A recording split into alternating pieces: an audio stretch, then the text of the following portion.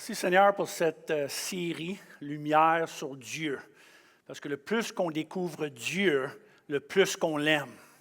Le plus qu'on est émerveillé par sa bonté, sa grandeur, sa majesté, sa puissance. Vous êtes d'accord avec moi?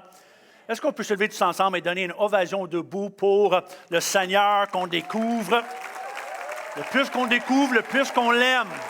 Le plus qu'on découvre sa perfection. Miséricorde, amour, come on, poussons un cri de joie. Nous t'aimons, Seigneur. On veut te connaître encore plus, davantage, découvrir.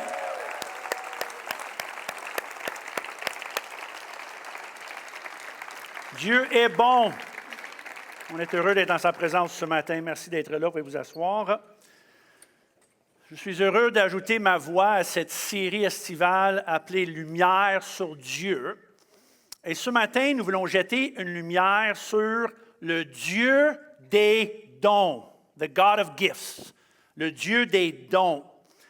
Jacques nous dit en Jacques 1,17, « Toute grâce excellente et tout don parfait descendent d'en haut du Père des Lumières, chez laquelle il n'y a ni changement, ni ombre de variation. » Qui est une façon de dire, Dieu donne des dons et Dieu ne cessera jamais de donner des dons. Combien sont heureux que Dieu donne des dons encore en 2018? Des dons excellents, des dons parfaits. Et le plus grand don de tout, après le don du salut, est le don du Saint-Esprit, le don de Dieu lui-même. Le don le plus parfait et excellent de tous les dons, car de lui, le Saint-Esprit, viennent tous les autres dons de Dieu. Et nous ne pouvons pas parler du Saint-Esprit ou le don du Saint-Esprit sans parler de Luc et ses deux livres, son évangile et surtout son deuxième, le livre des Actes. Car Luc et Paul sont les deux grands contributeurs à notre connaissance et compréhension du Saint-Esprit dans toute la Bible. Et c'est Luc qui décrit l'arrivée du Saint-Esprit sur les premiers croyants dans le deuxième chapitre de son deuxième livre, ainsi que le rôle du Saint-Esprit dans la naissance, croissance et explosion de l'Église partout les nations, jusqu'ici au Québec en 2018. Et comme exemple de l'importance que Luc place sur le Saint-Esprit, nous avons juste à comparer deux versets presque identiques trouvés dans l'Évangile de Matthieu et celui de Luc. Matthieu 7,11, c'est Jésus qui parle et il dit ceci. « Si donc méchants ou égoïstes, comme vous l'êtes, vous savez donner de bonnes choses à vos enfants, à combien plus forte raison votre Père qui est dans les cieux donnera de bonnes choses à ceux qui les lui demandent. » So, Jésus est d'accord que Dieu est un Dieu des dons. Dieu donne des bonnes choses. Il est heureux de donner à ses enfants des bonnes choses. Combien peut dire amen à cela? So, Luc répète presque identique, le même verset, mais avec une petite nuance, une légère modification importante. Luc 11,13. Si donc, encore c'était Jésus, méchant comme vous l'êtes, vous savez donner de bonnes choses à vos enfants, à combien plus forte raison le Père Céleste donnerait-il le Saint-Esprit à ceux qui le lui demandent? Et ce n'est pas une contradiction ici, ni une erreur de la part de Luc, mais une nuance importante, car Luc a compris que toute bonne chose vient d'eux et commence avec le Saint-Esprit. Dieu donne toutes ces bonnes choses à ses enfants par le Saint-Esprit. Le Saint-Esprit est l'agent par lequel Dieu donne ses bons dons et nous donne les bonnes choses. Et pour bien comprendre ce que Luc veut nous enseigner sur l'Esprit, il faut jeter un regard sur deux passages dans l'Ancien Testament, Nombre 11 et 1 Samuel 10, pour bien comprendre le don de l'Esprit et pourquoi que Dieu donne son Esprit à nous. Nombre 11 et 1 Samuel 10, pour comprendre l'arrivée du Saint-Esprit en Actes, et surtout Actes chapitre 2. Il y en a qui vont dire, mais comment ça? Pourquoi visiter 1 Samuel 10 dans l'Ancien Testament, Nombre 11, pour comprendre Actes chapitre 2? Car l'Ancien Testament est le fondement pour tout ce que Luc nous enseigne. Alors d'abord, Nombre chapitre 11. Une prière de Moïse, le grand leader, pasteur de la première église dans le désert, dans un moment de tristesse et angoisse. Moïse fut attristé et dit à l'Éternel, « Pourquoi affliges-tu ton serviteur et pourquoi n'ai-je pas trouvé grâce à tes yeux que tu aies mis sur moi la charge de tout ce peuple? Est-ce moi qui ai conçu ce peuple? Est-ce moi qui l'ai enfanté pour que tu me dises, porte-les sur ton sein comme le nourricier porte un enfant jusqu'au pays que tu as juré à ses pères de lui donner? Ou prendrai-je la viande pour donner à tout ce peuple? Je ne puis plus, à moi seul, porter tout ce peuple, car il est trop pesant pour moi. Plutôt que de me traiter ainsi, tue-moi, je te prie. Enlève ma vie. Si j'ai trouvé grâce à tes yeux et que je ne vois pas mon malheur, combien sont heureux que Dieu ne répond pas toujours oui à toutes nos prières? Combien sont heureux que Dieu ne donne pas toujours ce qu'on demande? Parce que la prière de Moïse était « Enlève ma vie » à cause du stress qu'il vivait, les fardeaux, les pressions. Je comprends que notre stress est non seulement désagréable, mais parfois entièrement insupportable. Mais attention à ce qu'on demande de Dieu. Car si vous avez du stress par rapport à vos fardeaux et responsabilités, il y a des bonnes chances que Dieu croit que vous êtes assez fort pour les supporter. Je ne sais pas si vous savez, mais parfois le stress est un signe de bénédiction. Un privilège même, et un signe de la confiance que Dieu a en nous. Car au moins, nous avons quelque chose entre nos mains pour laquelle on est stressé. Est-ce que vous me suivez? Comme Moïse. Dieu a donné à Moïse le privilège d'un leadership remarquable. Il lui a accordé le privilège de diriger la première église, d'une façon de parler, l'église dans le désert. Il y avait un appel historique, un des plus importants dans l'histoire de l'humanité entière, mais qui, avec le temps, a devenu un fardeau pour Moïse. Et là, il a commencé à voir ses charges comme une malédiction au lieu d'une bénédiction et un privilège, et c'était une erreur de sa part. Car porter des fardeaux est le sort des adultes. Il fait partie de notre appel en tant qu'hommes et femmes chrétiens. Je dirais même notre privilège. Ce que j'appelle le privilège des fardeaux et défis, le privilège du stress. C'est pour cela que je réponds souvent à des hommes qui se plaignent à moi de leur stress. Je dis, « A life without stress is for wimps. » C'est ce que je réponds. L'homme d'affaires va me plaindre un peu de son stress, puis moi je vais dire, bien, une vie sans stress, c'est pour les faibles. Et nous ne sommes pas les faibles, mais les forts avec Dieu. On appelle ça la thérapie selon Pasteur Mark. Voici pourquoi je ne suis pas la personne responsable du département de counseling pastoral ici à l'Église Nouvelle Vie.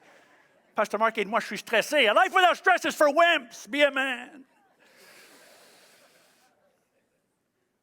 Et je dis cela avec un sourire, évidemment, et un peu en blague, et non pas sans compassion, mais je m'explique. J'avais une discussion avec un homme d'affaires dernièrement qui se plaignait justement du stress qu'il vivait. Puis il se demandait, il dit, « Pasteur Mark, pourquoi que Dieu n'enlève pas mon stress et mes soucis? » Sur moi, je lui ai répondu, « Veux-tu vraiment que Dieu fasse ça? » J'ai dit, « Pourquoi es-tu stressé? Nomme-moi les sources de ton stress. » On dit l'ensemble de mes responsabilités, mes finances, ma compagnie, mes employés, ma famille, ma maison, mes multiples contrats, tout ça est une source de stress. Je dis, correct, est-ce que tu veux que Dieu enlève toutes ces choses? Veux-tu que Dieu enlève ta compagnie, tes finances, tes employés, ta famille, tes enfants, tes petits-enfants, tes multiples contrats? Puis il dit, non, non, non, du tout, ils sont une source de bénédiction pour moi. Exactement.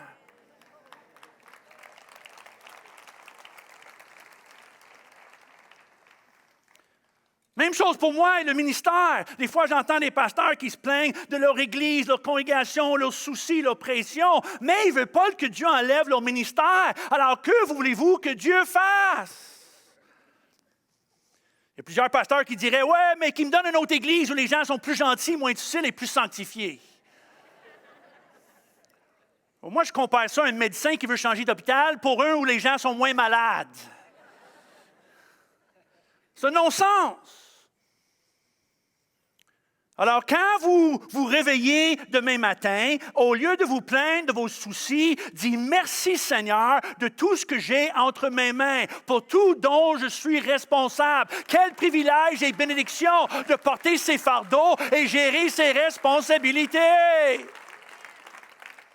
Les sources de votre stress est probablement un privilège. Au moins, vous avez quelque chose entre vos mains pour vous stresser. Vous portez le fardeau d'une personne à qui Dieu a confié des choses, des projets, des personnes, des enfants, une famille, un poste, un ministère. Et il faut l'accepter, dire merci et ne pas être écrasé ni découragé par eux. Une bonne main d'applaudissement pour le stress et les fardeaux que nous portons. Come on! Le privilège, la bénédiction de tout ça. Prenons Nouvelle Vie, la Prairie comme exemple. Depuis la fusion l'année dernière, nous faisons face aux défis de la croissance, le stationnement, l'éducation chrétienne, les défis de l'espace, les coûts, les ressources humaines, les finances, l'obligation d'aller à 2 réunions avec un surplus de soucis, fardeaux, discussions au travail, le défi de trouver des solutions, des bénévoles, de l'argent. Mais voulons-nous que le Seigneur enlève ces fardeaux? Non, jamais. Merci Seigneur pour les soucis, les fardeaux d'une croissance. Quelle bénédiction! Envoie-nous plus de projets, plus d'endroits, plus de multisites par la grâce de Dieu avec ton aide, on est capable. Comment une bonne main d'applaudissement pour le stress, les fardeaux qui viennent avec les responsabilités pour la bénédiction du Seigneur. Et Dieu comprend ça. Et pour cette même raison, il a complètement ignoré la requête de Moïse d'une façon de parler. L'avez-vous remarqué? Dieu n'a pas enlevé sa vie. Mais il n'a pas enlevé une iota de ses charges ou ses responsabilités ou son appel non plus pour lui donner une vie plus facile. Il lui a tout simplement donné une équipe, des ressources, des amis, des ressources humaines et spirituelles pour l'aider à porter le fardeau. Nombre 11. L'Éternel dit à Moïse, « Assemble auprès de moi 70 hommes, amène-les à la tente de prière et qui se présentent avec toi. » L'Éternel descendit dans la nuée, il prit de l'esprit qui était sur lui et le mit sur les 70 anciens. Au lieu d'enlever sa vie, il lui a donné une équipe, mais pas n'importe quelle équipe, une équipe remplie de l'esprit. Puis on voit le soulagement et l'appréciation de Moïse dans sa réaction à l'inquiétude de son assistant Josué, qui croyait que rien que Moïse était qualifié pour porter le fardeau et faire le ministère. Et il s'inquiétait que Dieu se servait de d'autres personnes tout d'un coup pour la cause et pour le ministère et pour communiquer la parole de Dieu et avancer sa cause. Et il dit, Moïse, il faut les arrêter. C'est à toi le ministère. Et Moïse a répondu ceci à son assistant. Moïse lui répondit, es-tu jaloux pour moi? Puis tout le peuple de l'Éternel être composé de prophètes et veuille l'Éternel mettre son esprit sur eux. Et là le lien avec Actes chapitre 2. Ça a pris 1500 ans, mais enfin la prière de Moïse a été exaucée. Au jour de la Pentecôte, quand l'Esprit est tombé sur toute l'Église, tous les croyants, comme décrit en Actes chapitre 2, lisez-le à la maison, ce fut la réponse à la prière de Moïse. Ce fut le don du Nouma, le souffle de Dieu, le Saint-Esprit qui agit sur, en et à travers chaque croyant pour les équiper à travailler ensemble pour avancer la cause de Dieu comme qu'il fait encore en 2018. Vous êtes la réponse à la prière de Moïse, un groupe de personnes remplies du Saint-Esprit afin qu'ensemble, on avance la cause de Jésus. Comment une bonne main d'applaudissement pour cette prière et la réponse. On est la réponse à la prière. Voilà l'essence de l'Église. Une communauté de personnes prêtes et préparées par le don du Saint-Esprit et tout ce qui vient avec pour faire le ministère ensemble. Une communauté de prophètes, de personnes qui communiquent la parole de Dieu à tous les jours et en tous les lieux. Luc veut nous enseigner que dans l'Ancien Testament, le ministère a été accordé à des personnes choisies. Une personne, un groupe, un tribu, sur qui Dieu versait son esprit. Une personne, 70 personnes. Mais aujourd'hui, nous sommes tous appelés, tous rendus capables et qualifiés par le don du Saint-Esprit afin que l'avancement de l'Église soit un travail d'équipe. Et remarque comment Pierre a expliqué le jour de la Pentecôte tout de suite dans sa prédication. Il a dit, car la promesse du don, c'est un don, le don du Saint-Esprit, est pour vous et pour vos enfants et pour tous ceux qui sont au loin, en aussi grand nombre que le Seigneur, notre Dieu, les appellera. Il parle de vous et moi aujourd'hui en 2018. Nombre 11 est la première histoire de l'Ancien Testament pour comprendre Luc et Actes. La deuxième est 1 Samuel 10, l'onction du roi Saül. Portez attention au langage ici, les termes qu'il sert. Samuel prit un fiole d'huile qui répandait sur la tête de Saül. Il le baissa et dit, l'Éternel ne t'a-t-il pas oint, onction, pour que tu sois le chef de son héritage? Aujourd'hui, après m'avoir quitté, l'Esprit de l'Éternel te saisira, tu prophétiseras, tu vas communiquer quelque chose et tu seras changé à un autre homme. Lorsque ces signes auront eu pour toi leur accomplissement, fais ce que tu as trouvé à faire, car Dieu est avec toi. OK, le Saint-Esprit arrive, l'onction, changement de cœur. Dieu est avec nous maintenant. Et dès que Saül eut tourné le dos pour se séparer de Samuel, Dieu lui donnait un autre cœur, changement de cœur. Comme les cœurs qui ont été touchés le jour de la Pentecôte à la prédication de Pierre. Et tous ces signes s'accomplirent le même jour. Lorsqu'ils arrivèrent à Gibée, voici une troupe de prophètes vint à sa rencontre. L'Esprit de Dieu le saisit et il prophétisait au milieu d'eux. Il communiquait les merveilles de Dieu. Et Samuel dit à tout le peuple, « Voyez-vous celui que l'Éternel a choisi? » Samuel fit alors connaître au peuple le droit de la royauté et il écrivait dans un livre qu'il déposait devant l'Éternel.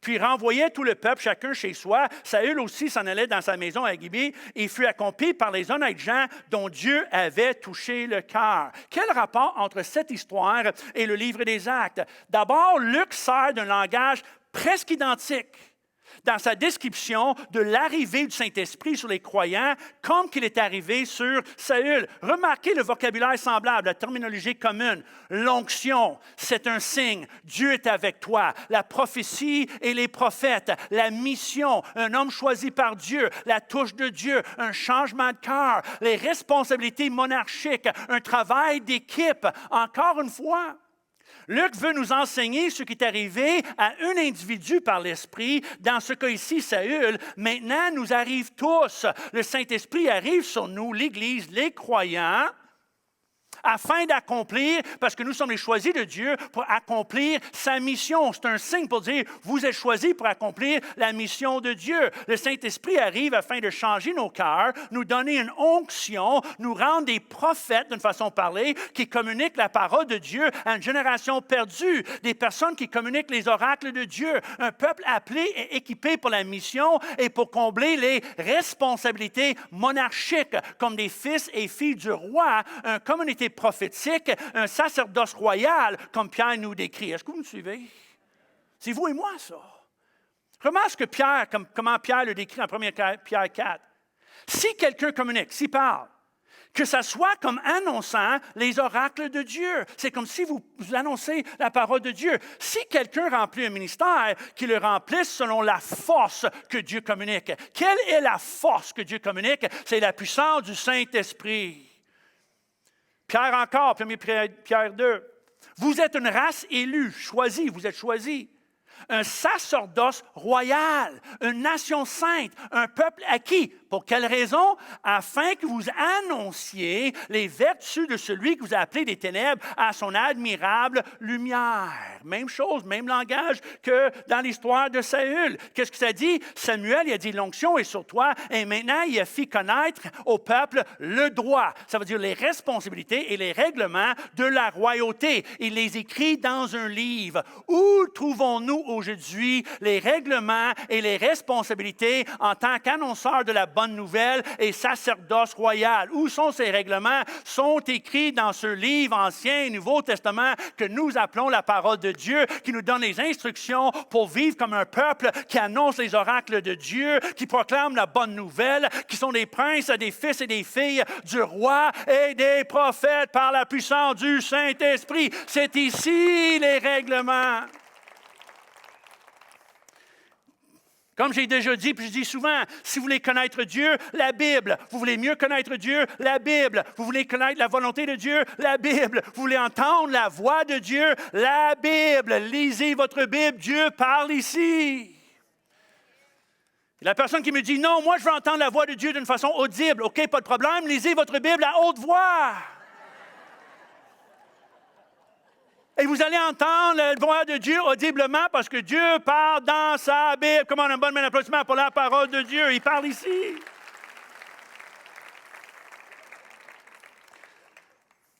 Et Luc, sous l'inspiration de Dieu, nous enseigne que nous sommes maintenant, par le Saint-Esprit, tous rendus, sans exception, une communauté choisie, mandatée, oint et capable d'être des représentants du roi, des porte-paroles pour Dieu, des personnes qui accomplissent la mission de Dieu et avancent la cause de Dieu par le Saint-Esprit, une communauté de princes et de prophètes. Et ceux-ci doivent capter notre attention. Car une réponse à cet appel n'est pas facultatif, il est notre devoir, tous, sans exception. Comme j'avais mentionné, Luc et Paul sont les deux personnes qui, ensemble, nous donnent un portrait compréhensible du Saint-Esprit, de sa nature et ses activités dans le Nouveau Testament. Et selon Paul, il est notre devoir de s'informer sur le Saint-Esprit. C'est notre devoir de connaître ces choses. C'est notre devoir de s'éduquer et par rapport à l'activité de l'Esprit en nous et avec nous. Car l'apôtre Paul, dans ses écrits sur l'Esprit, nous met en garde contre deux attitudes à éviter en ce qui concerne le Saint-Esprit. L'ignorance et l'indifférence. D'abord, l'ignorance. 1 Corinthiens 12. Pour ce qui concerne les dons spirituels, les choses qui viennent de l'Esprit, je ne veux pas, frères, que vous soyez dans l'ignorance. Il ne faut pas qu'on soit ignorant. Puis quand il parle de dons spirituels ici, c'est le mot grec « pneumatikos », littéralement les choses de l'esprit, l'ensemble de son activité et ses agissements. En anglais, « the things of the Spirit », toutes les choses de l'esprit. Puis pneumatikos, c'est un mot trouvé nulle part dans l'Ancien Testament, ni dans la version en hébreu, ni la version grecque. On le trouve nulle part dans les Évangiles. C'est un mot qu'on trouve seulement après la Pentecôte, où pour la première fois dans l'histoire du monde, les dons spirituels sont accessibles à tous les croyants, à toute la communauté de Dieu. Et avec cette possibilité vient la responsabilité de s'informer sur le Saint-Esprit et par la suite découvrir la réception et la manifestation de ces dons spirituels. Est-ce que vous êtes d'accord avec moi? Selon Paul, il est important que nous ne soyons pas ignorants ni mal informés au sujet de l'Esprit. Il est notre devoir de découvrir, connaître et comprendre le sujet. Et je dis sujet, mais le Saint-Esprit n'est pas un sujet. Il est une personne. Il est Dieu. Le Saint-Esprit n'est pas une force. Le Saint-Esprit n'est pas une énergie spirituelle. Le Saint-Esprit n'est pas un oiseau. Il est une personne. Il est Dieu. Et pour cette raison, Paul fait tout de suite une comparaison entre le Dieu de la Bible, le Dieu des chrétiens, et les autres dieux. Pour ce qui concerne les dons spirituels, je ne veux pas, frères, que vous soyez dans l'ignorance. Vous savez que lorsque vous étiez païens, vous vous laissiez entraîner vers les idoles muettes. Tout de suite, sur son discours, son écrit sur les dons spirituels, il fait une comparaison entre Dieu et les multiples idoles muets de la ville de Corinthe, que les chrétiens de cette ville connaissaient très bien. Corinthe est une ville d'idoles et de temples, avec toutes sortes d'idoles un peu partout. Alors, il fait tout de suite une comparaison entre le Dieu des chrétiens, le vrai Dieu, et des dieux fabriqués dans l'imagination des hommes, comme les multiples faux dieux aujourd'hui, fabriqués dans l'imagination des hommes, et dans leur cas ici, fabriqués aussi par la main des hommes. Et ils leur disent, il ne faut pas que vous soyez ignorants de l'activité de l'Esprit de Dieu, car Dieu n'est pas un Dieu comme vous êtes habitués. Il n'est pas une idole. Il n'est pas muet comme une idole non plus, ni sourd, ni aveugle, ni immobile, ni mort. Notre Dieu voit, entend, communique et agit. Notre Dieu est vivant. Bonne main d'applaudissement pour un Dieu qui est vivant. Il n'est pas comme les autres dieux. Et pour cette raison, il faut qu'on s'informe et s'éduque sur lui. Qu'est-ce qu'il dit? Qu'est-ce qu'il fait? Et la deuxième mise en garde de Paul au sujet des dons spirituels est contre l'indifférence. L'ignorance et l'indifférence, deux attitudes fatales pour une Église qui désire le pneuma, le souffle de Dieu, le vent surnaturel de l'Esprit de Dieu parmi eux, l'onction pour accomplir leur mission. Remarquez le langage de Paul ici dans quelques passages. 1 Corinthiens 12, 31. Aspirez aux dons les meilleurs. Encore, il répète en 1 Corinthiens 14, aspirez aux dons spirituels en abondance. Il ajoute en 1 Corinthiens 14, 12, de même, puisque vous aspirez aux dons spirituels, cherchiez à en posséder abondamment. Aucune indifférence. Cherche, poursuit, soupire, aspire en abondance. Comme en levant donc deux mains vers le Seigneur et dit, Seigneur, donne-moi les dons spirituels en abondance. Comme l'apôtre Paul dit, cherche, poursuit, attends, reçois en abondance. L'apôtre Paul fait appel à une sainte soif pour tout ce que l'Esprit a pour nous, pour tout ce qu'il peut faire avec nous, en nous et à travers de nous. Remarque ce qu'il dit en 1 Corinthiens 12. De quoi qu'il parle quand il dit aspirer aux dons spirituels, mais il donne un liste. Ce n'est pas exhaustif, mais il donne quand même quelques-uns de ses dons. 1 Corinthiens 12, il est sur l'écran. Il a diversité de dons. Il y a un paquet de dons. C'est le même Saint-Esprit qui donne ses dons. Diversité de ministères, mais le même Seigneur. Diversité d'opérations, mais le même Dieu qui opère tout en tous. Or, à chacun, la manifestation de l'Esprit est donnée pour l'utilité commune. En effet, l'un est donné par l'Esprit une parole de sagesse, un autre une parole de connaissance, un autre c'est la foi, un autre c'est le don des guérisons, un autre moment donné c'est le don d'opérer des miracles, un autre c'est la prophétie, le discernement des esprits, la diversité des langues, un autre l'interprétation de ces langues. Un seul et même Esprit opère toutes ces choses, les distribuant à chacun en particulier comme qu'il veut. Aspirez aux dons les meilleurs. Bon, Marc, c'est quoi? Pasteur Marc, c'est quoi le meilleur don? Le meilleur don, c'est le don nécessaire pour le besoin du moment. Aspirez à ces dons qui sont donnés par le Saint-Esprit. Puis s'il y a une chose, juste une chose que je veux accomplir avec ce message ce matin, c'est juste de ranimer en vous un désir, une aspiration pour les dons de l'Esprit, le pneuma dans votre vie en abondance, toute la variété des dons que le Seigneur peut juste réveiller en nous, ce désir, la soif, une aspiration, une recherche des dons spirituels. Seigneur, verse ton Esprit sur nous, ton onction et tes dons en abondance. C'est ce que nous voulons. C'est juste une chose que j'ai accomplie ce matin. Reçois les dons, le Dieu des dons. Que Dieu nous sauve des chrétiens ignorants sans aucun désir d'apprendre sur le Saint-Esprit, ainsi que des chrétiens ou une Église qui a perdu sa soif pour la plénitude du Saint-Esprit. Le salut et la nouvelle naissance doivent être accompagnés par un désir pour le Saint-Esprit, si évident et actif dans la première Église, comme Luc nous décrit et nous enseigne. Comme en Acte 2, où l'Église est née par l'arrivée puissante et remarquable du Saint-Esprit, accompagnée par des signes. Vous lisez-le à la maison, mais il y a le vent qui arrive, le pneuma de Dieu, le souffle divin. Il y a le feu, le bruit, le parler en autre langue, la communication, les merveilles de Dieu en au moins 15 langues différentes et étrangères, typiques de Dieu selon Luc. Car la naissance de Jésus est arrivée accompagnée par des signes après signes après signes. Le lancement de son ministère a été accompagné par des signes. Luc chapitre 3, le ciel est ouvert, l'arrivée du Saint-Esprit et la voix du ciel. La naissance de l'Église avec signes de divers genres. Et par la suite, quand vous lisez le livre des Actes, le Saint-Esprit arrive encore sur l'Église, acte 4, sur les Samaritains en acte 8, sur Paul en acte 9, sur la maison de Corneille en acte 10, sur le poignet de main de croyants en Éphèse en acte 19.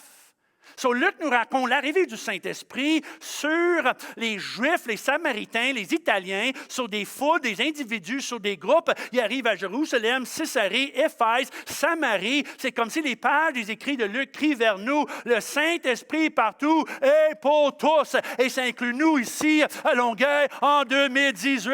Le Saint-Esprit est versé sur l'Église. Il y a au moins deux choses importantes que Luc vous nous enseigne par ces histoires vécues.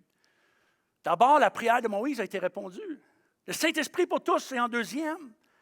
Si les premiers croyants, les premiers disciples et les premiers chrétiens, ils avaient besoin du Saint-Esprit, qui sommes-nous pour croire que nous n'avons pas de besoin? Qui sommes-nous pour croire, pour vivre dans l'ignorance ou l'indifférence?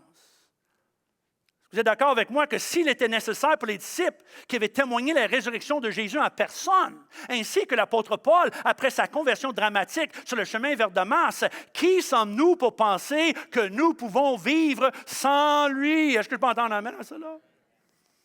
Et selon Luc, la raison principale pour laquelle nous avons besoin du Saint-Esprit n'est pas pour nous transformer à l'intérieur, ni pour nous rendre plus saints, plus sanctifiés, plus patients ou plus polis. Mais c'est pour nous rendre plus puissants, pour accomplir notre mission, dont la priorité est de gagner des âmes, de sauver des vies, si vous préférez, car de gagner une âme est de sauver une vie pour l'éternité. Le Saint-Esprit est arrivé sur les croyants il y a 2000 ans pour la même raison qu'il arrive chez nous aujourd'hui. Et ce n'est pas pour que nous soyons bénis ou que pour nous ressentons des frissons ou vivons des bonnes émotions ou des vagues de gloire ou une chaleur de notre fort intérieur, mais afin que nous avançons le royaume de Dieu et la cause de Christ par l'évangélisation proactive. C'était vrai pour eux et c'est vrai pour nous en 2018. La puissance pour la mission. Come on, une bonne main d'applaudissement au Seigneur. Nous sommes appelés à quelque chose d'important, de valeur éternelle. Fois après fois après fois, dans son livre sur les actes, Luc démontre que l'arrivée du Saint-Esprit signifie la puissance, la capacité, l'énergie, la motivation pour la mission d'avancer le royaume de Dieu par la communication de la parole, l'évangélisation des foules, des individus, et que chaque effort compte, car chaque âme compte. Et selon Luc, il est absurde de vivre comme si le Saint-Esprit nous est donné tout simplement pour qu'on se ressente bien ou béni ou comme un genre de thérapeute invisible. En plus, nous ne sommes pas des gens flottant sur la mer d'inutilité, de futilité, de non-sens, en attendant le retour de Jésus,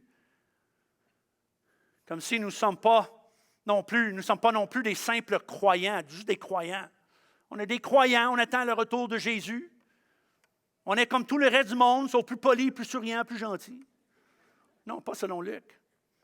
Selon Luc, nous ne sommes pas n'importe qui. Car l'arrivée du Saint-Esprit chez nous et en nous fait de nous des fils et des filles du roi, des communicateurs de la bonne nouvelle, fait de nous des prophètes, des communicateurs, des porte-parole pour Dieu, comme si bien décrit par Paul, 2 Corinthiens 5. Nous faisons donc les fonctions d'ambassadeurs pour Christ. C'est comme si Dieu lui-même communiquait par nous. Vous en supplions au nom de Christ, soyez réconciliés avec Dieu. Encore, notre mission et notre identité est clairement indiquée. Nous sommes des communicateurs pour Dieu qui invitent le monde à se réconcilier avec lui. Peut-être vous êtes surpris d'apprendre ce matin que vous n'êtes pas seulement un chrétien, vous êtes un prophète et prophétesse. Et c'est vrai, car le Saint-Esprit nous a été donné pour nous rendre capables d'être ceux que nous sommes appelés à devenir. Chacun sans exception, un communicateur pour et avec Dieu dans notre entourage, pour cette génération.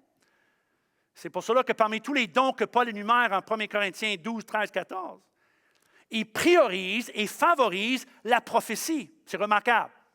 C'est évident, ça. Il dit, tous les dons sont bons, tous les dons sont merveilleux, aspire à tous les dons, mais il y a un don, tout autre don, qui sont pour tous les chrétiens. C'est la prophétie. Je donne un exemple, 1 Corinthiens 14. Aspirez aux dons spirituels, tous les dons, tout ce que Dieu a pour vous, mais surtout à celui de prophétie. Car celui qui prophétise parle aux hommes. Il les édifie, les exhorte, les console. Celui qui parle en langue s'édifie lui-même. Mais celui qui prophétise édifie l'Église, les gens autour de lui.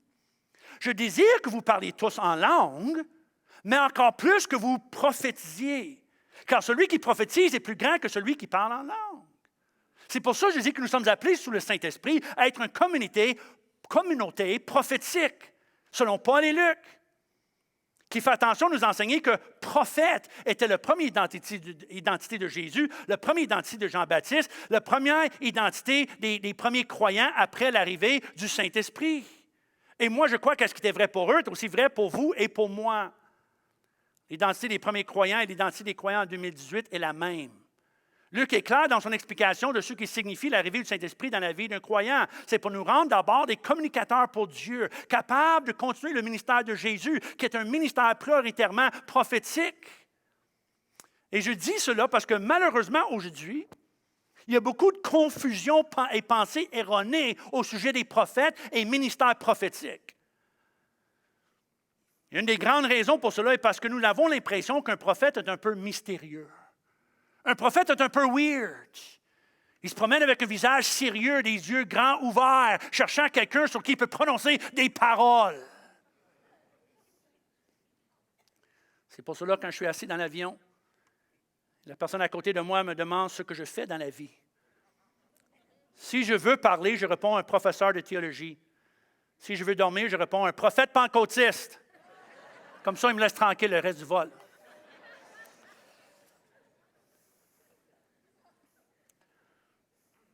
Parce que le rôle et la fonction d'un prophète a été beaucoup mal compris et mal représenté depuis des années. Alors, quelques brefs points de clarification au sujet des prophètes. Voici ce que je ne veux pas dire quand je sers du monde prophète, une communauté prophétique. Et voici ce qu'un prophète n'est pas. Un prophète n'est pas quelqu'un qui porte des cartes d'affaires sur lesquelles est marqué prophète. Un prophète n'est pas quelqu'un qui cherche un titre, le prestige et des privilèges par rapport à son appel et son poste prophétique. Un prophète n'est pas quelqu'un qui se promène partout d'une église à une autre pour prononcer des belles paroles grandioses et plaisantes sur les chrétiens ou sur une église. Ce n'est pas un prophète, ça. Attention de ne pas mélanger le don d'une parole de connaissance avec le ministère prophétique. Parfois, quelqu'un peut exercer le don d'une parole de connaissance envers quelqu'un et tout d'un coup, tout le monde pense que cette personne est un prophète. Et là, il se met tout en ligne pour obtenir une prophétie, une parole de Dieu. C'est commun, c'est fréquent, ça. J'ai déjà assisté à des réunions à genre prophétique où plusieurs sont en ligne, puis plusieurs attendent pour recevoir une parole de la part du prophète. Et c'est correct peut-être, mais malheureusement, inévitable. À la fin de ces réunions-là, quand il attend une parole des prophètes, à la fin de ces réunions-là, il y a toujours des personnes qui sont déçues et découragées. Inévitable. Puis je les demande, pourquoi es-tu découragé? Pourquoi es-tu découragé et triste? Puis ils vont dire, parce que je n'ai pas reçu une parole de Dieu. Le prophète n'avait pas une parole pour moi. J'ai rien reçu de la part de Dieu. Je cherchais une parole et je n'ai pas reçu une parole de Dieu. Et c'est dommage, c'est triste, car moi, je peux vous donner 1000 paroles et promesses de Dieu qui sont pour vous et sont tous oui et amen en Jésus-Christ, sont écrits dans ce livre. Ça, c'est la parole de Dieu pour vous. Vous voulez une parole prophétique ce matin? Dieu vous aime. Dieu a son œil sur vous. Dieu veut faire des grandes choses avec vous. Dieu a un plan pour votre vie. Et ça, c'est une parole qui est oui, amen en Jésus-Christ, parce que ça ne vient pas de Marc Lecomte, ça vient de la parole de Dieu. Moi, je n'ai pas besoin d'un prophète pour me dire, Pasteur Marc, Dieu t'aime et veut faire des grandes choses avec toi. Je le sais déjà. C'est écrit dans la Bible. Comment on a une bonne main d'applaudissement pour la parole de Dieu? Yes, amen en Jésus-Christ. Le prophète n'est pas non plus quelqu'un qui dirige la vie des autres par des paroles directives. Va là, va ici, va là. Dieu m'a dit que. Des personnes qui donnent des prédictions personnelles comme des diseurs de bonne aventure. Le prophète n'est pas non plus quelqu'un qui organise des déjeuners prophétiques afin de diffuser l'appel des prophètes sur tous ceux qui ont payé le prix d'entrée. Le prophète n'est pas non plus quelqu'un qui a assisté à un déjeuner prophétique et sort avec un certificat prophète et prophétesse pour avoir assisté 2 heures d'enseignement. Quelqu'un qui prétend conduire la louange dans une dimension plus profonde que les autres, car sa louange est la louange prophétique. Un terme qu'on ne trouve nulle part dans la Bible, ni dans l'histoire de l'Église, mais entièrement fabriqué par les hommes pour leur donner une sens d'importance exagérée. Chaque fois qu'on ouvre notre bouche pour adorer et louer le Seigneur comme ce matin, c'est la louange prophétique parce qu'on communique les merveilles de Dieu. Nous sommes tous appelés à la louange prophétique. Est-ce que je peux entendre un amen à cela? Come on! Ce n'est pas non plus quelqu'un qui jette le titre prophète sur la tête des autres d'une façon arbitraire et sporadique. Dans une conférence pour prophète, Dieu m'a dit que tu es maintenant prophète. Non, il m'a dit que tu es maintenant prophète. OK, on est tous les deux prophètes. Ce n'est pas quelqu'un qui crie mes enfants à haute voix chaque fois qu'il y a un rassemblement du peuple de Dieu. Cette personne exerce peut-être le don de la prophétie, mais cela ne rend pas un prophète distingué des autres. Ce n'est pas quelqu'un non plus qui passe son temps à prononcer la date de la fin du monde. Ce n'est pas un prophète, ça. Comme il y a une couple d'années, quelqu'un dans l'ordre d'entrée de l'Église nous dit « Pasteur Marc, Jésus revient le 21 septembre prochain. C'est certain, il faut avertir l'Église. » Moi, j'ai répondu « Sais-tu quoi? Au lieu d'avertir l'Église, pourquoi on ne se rencontre pas pour déjeuner le 22 septembre pour discuter pourquoi on est encore là? C'est ce que j'ai répondu. Ce n'est pas quelqu'un qui prétend qu'il est connecté avec Dieu comme sur Skype. Vous voyez sur télévision des fois, c'est comme s'il porte des écouteurs divins. Un moment. Dieu me dit qu'il faut que vous m'envoyiez 1 000 $ tout de suite afin que vous deveniez riche. On appelle ça un faux prophète en passant. Ridicule. S'il vous plaît, ne limitez pas le ministère prophétique à ces quelques caricatures populaires et typiques. Car un vrai prophète est tout simplement quelqu'un comme vous et moi. Quelqu'un en qui demeure l'Esprit de Dieu et qui se sert de sa langue et ses cordes vocales pour communiquer ce qu'il a reçu de Dieu. C'est quelqu'un qui est un outil en les mains de Dieu pour communiquer la parole de Dieu, l'amour de Dieu, la puissance de Dieu à quelqu'un en besoin. Un prophète, c'est vous, moi, nous, l'Église, la communauté des gens qui communiquent les merveilles de Dieu aux individus et aux nations. Est-ce que je peux entendre amène à cela? Il y a une chose de plus. Ce n'est pas nécessaire de se nommer prophète pour être prophète. D'être chrétien suffit. Un croyant, quelqu'un qui aime Jésus et le suit. Personnellement, moi, je communique la parole de Dieu parfois à des foules, parfois à des individus.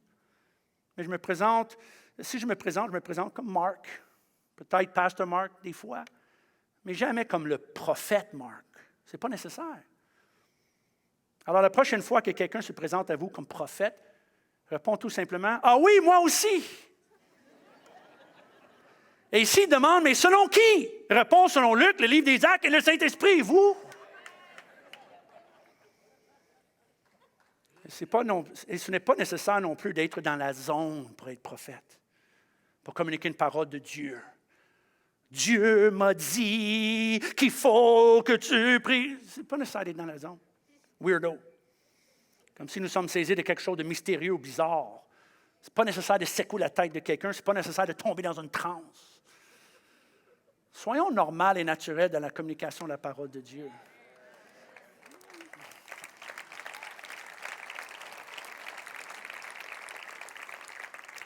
Nous pouvons communiquer très bien la parole de Dieu en prenant un café avec quelqu'un, donnant une parole d'encouragement, encourager quelqu'un le matin, un bon conseil, un courriel qu'on envoie qui édifie quelqu'un, un texto qui les élève et les inspire, quelque chose qu'on poste sur Facebook qui est édifiant, bénissant, inspirant. Un peu comme Luc décrit Jude et Silas. Jude et Silas, qui étaient eux-mêmes aussi prophètes, les exhortaient et fortifiaient par plusieurs discours. Voulez-vous savoir c'est quoi être prophète? C'est de donner la bonne parole à la bonne personne, de la bonne façon, au bon moment, inspiré par le Saint-Esprit. Point. Et nous sommes tous capables de faire ça. Comment? Yeah! C'est ça, c'est nous, c'est vous, c'est moi. Un peu comme décrit par Isaïe, le prophète. Le Seigneur l'Éternel m'a donné une langue exercée pour que je sache soutenir par la parole celui qui est abattu. Wow! Combien sont d'accord avec moi que c'est une belle prière à prier chaque matin, ça? Hein?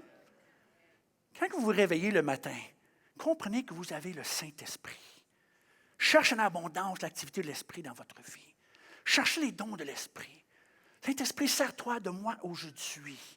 Donne-moi tous les dons nécessaires, mais surtout celui de la prophétie. Et Seigneur, je prie que tu me donnes, selon Isaïe 50, une langue exercée pour que je sache soutenir par la parole quelqu'un qui est abattu aujourd'hui. Combien sont d'accord que ça, c'est une belle prière, ça? Hein? C'est juste ça, c'est juste ça. Il y a une autre chose qu'on apprend de Luc dans son évangile, dans son livre sur les actes, c'est que le Saint-Esprit nous aide à communiquer non seulement par la parole déclarée ou la parole prêchée, non, mais aussi par la parole chantée, par la parole écrite, par la parole enseignée, par la parole priée, par la parole prononcée. Lisez Luc. À chaque fois que le Saint-Esprit arrive, quelqu'un ouvre sa bouche pour offrir soit une prière. Parfois, c'est des louanges, des actions de grâce, des langues connues ou inconnues. Quelqu'un qui glorifie Dieu, un autre témoin, un autre gagne une âme par l'évangélisation personnelle ou en masse, en prêchant ou un autre enseigne. Le 4, le Saint-Esprit arrive sur Jésus, il enseigne. L'acte 2, le Saint-Esprit arrive sur Pierre, il prêche. La communication vaste et variée, inspirée par le Saint-Esprit, et communique non pas d'une façon mystérieuse, mystique, épeurante, mais en paroles naturelles et en actions quotidiennes, normales, pour communiquer l'existence de Dieu, la gloire de l'Évangile et l'amour de Jésus-Christ. C'est votre appel, c'est l'appel de l'Église et la raison pour laquelle nous avons le Saint-Esprit. Alors, qu'est-ce qu'un prophète a de l'air? Il a de l'air de Jésus, notre modèle suprême. Le prophète de tous les prophètes, dont nous continuons son ministère par l'aide du Saint-Esprit. Et comme que l'Esprit qui était sur Moïse a été transféré sur les 70 assistants, en Nombres chapitre 11, le Saint-Esprit sur Jésus a été transféré sur ses disciples et transféré sur l'Église en Actes chapitre 2 et sur nous aujourd'hui pour que nous continuions son ministère, un ministère de communiquer la gloire de Dieu aux nations et aux gens autour de nous, qui est justement l'essence du ministère d'un prophète. Et non pas un prophète de malheur, mais un prophète de grâce, comme Jésus. C'est pour vous et c'est pour moi. Est-ce que je peux entendre amène à cela? Est-ce qu'on peut se lever tous ensemble? Comment tout le monde debout? Et je termine avec un autre verset qui n'est pas sur l'écran. Mais après que le Saint-Esprit est arrivé, et Pierre y prêche, il ajoute ces mots de Joël. Mais c'est ici qui a été dit par le prophète Joël. Dans les derniers jours, je répandrai mon esprit sur toute chair. Vos fils, vos filles prophétiseront. Mes serviteurs, mes servantes, dans ces jours-là, je répandrai mon esprit et prophétiseront. La sainte communication par tous et pour tous, pour des personnes âgées et des personnes jeunes, des hommes, des femmes, des serviteurs, des servantes. C'est le Saint-Esprit pour tous. La communauté des prophètes passés, présents et à venir. Et à venir n'est pas défini par une personne, car c'est toute l'Église, c'est vous et moi. Pouvons juste prendre un instant, il reste encore quelques minutes, ce n'est pas encore 10h30. Mais pouvons-nous, juste à la réponse, pas à la prédication de Marc Lecomte, à la réponse de qu'est-ce que l'apôtre Paul et Luc ont écrit, est-ce que je peux vous inviter de juste lever vos deux mains vers le Seigneur et juste commencer à prier? On a chanté ce chant qui est une prière pour nous, qui est justement l'invitation au Saint-Esprit. Le Saint-Esprit n'arrive pas par l'imposition, par l'obligation, il arrive par invitation. Aspirer, inviter, chercher le Saint-Esprit, les dons spirituels en abondance. Pouvons-nous prendre un instant pour lever nos deux mains et juste commencer à prier. Prier, Seigneur, remplis-moi, remplis-moi. Je désire les dons de l'Esprit. Je désire le pneuma dans ma vie, l'action. Seigneur, on bannit l'indifférence. On bannit, Seigneur, l'ignorance. Seigneur, ranime un soif dans cette salle, dans l'Église, les hommes, les femmes, les jeunes, les enfants, pour l'abondance de ton Esprit, Seigneur, l'abondance de tes dons spirituels. Donne-nous tes dons, l'activité. Nous avons des dons naturels, mais on aspire à des dons surnaturels, Seigneur. Cette onction pour communiquer la bonne parole à la bonne personne au bon moment, de la bonne façon, Seigneur, pour aider les personnes abattues autour de nous avec une langue exercée et inspirée par ton Saint-Esprit. Que chaque homme et femme accepte le rôle de prophète comme faisant partie de la communauté prophétique, Seigneur, des fils et des filles du roi, pour communiquer la bonté et les biens du royaume de Dieu. Je le prie au nom de Jésus. Au nom de Jésus. C'est une chose pour moi de prier, mais il faut que vous priez. Comment? Servez-vous de vos cordes vocales pour prier. Aspirez, priez, adorez, cherchez en abondance.